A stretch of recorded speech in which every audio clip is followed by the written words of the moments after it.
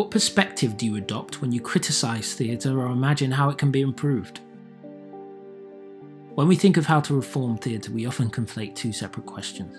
How can theatre look more like we want it to, and how can we improve our working lives within it?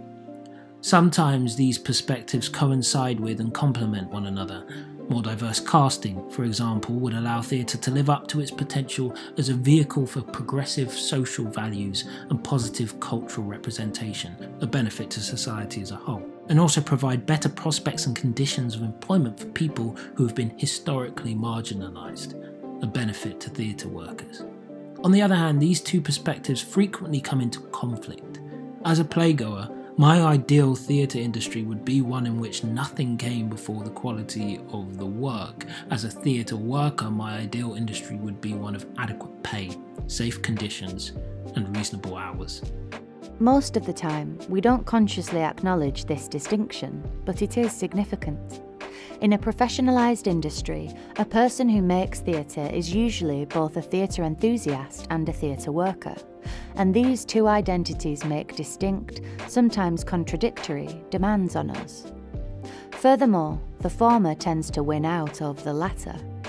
It is often more appealing to think of oneself as an artist or a constituent of a community than as a worker, especially a worker who is being ripped off.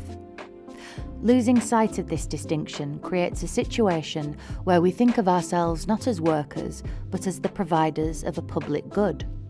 From here, the creation of the show comes to be more important than the well-being of the workers. Our desire for theatre to be better has pushed us further into a kind of voluntary exploitation. This is good news for our employers, and potentially for audiences too. But the only benefit to us as theatre workers is that we get to be involved in something that we think is good. And that doesn't pay the rent. The theatre industry thrives on a sense of community and on the personal satisfaction that people take from being involved in the creation of art. It thrives on the fact that we interpret the commercial and critical success of a show or a venue with which we are associated as a success of our own, even as a viable substitute for monetary remuneration.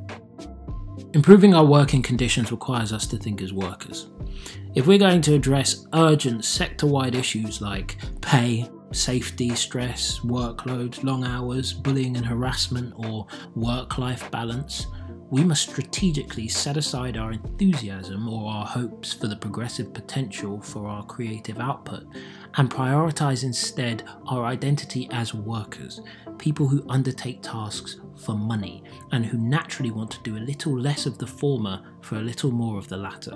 What does this change in perspective lead to? People grumble about their work a lot, but in the theatre, as in many workplaces, we often shy away from the conversations that could bring us together and lead to improvements.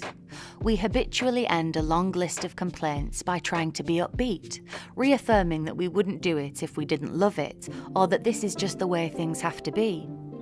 When we hear our colleagues complain about their workload, pay, or treatment, the kind of support we habitually offer is to reassure them that things aren't so bad, or simply to let them vent until it's all out of their system and they're ready to get back to work. This way, nothing changes.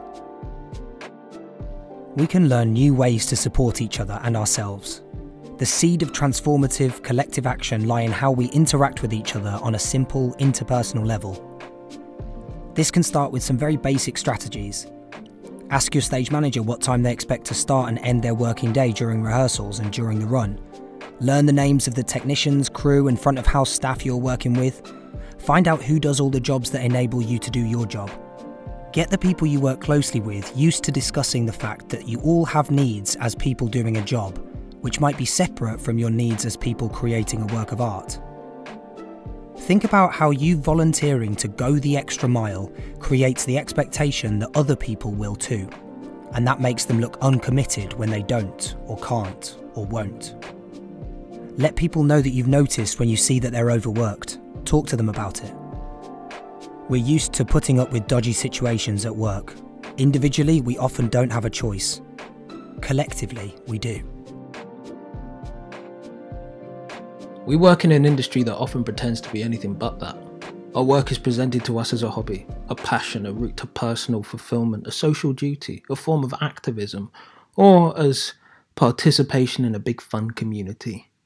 When we recognise our activity is work, and ourselves and each other as workers, it will allow us to relate in transformative ways.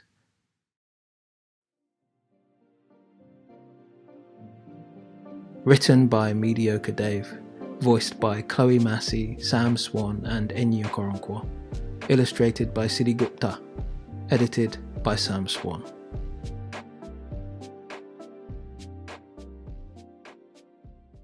Imagine, demand and build a world transformed.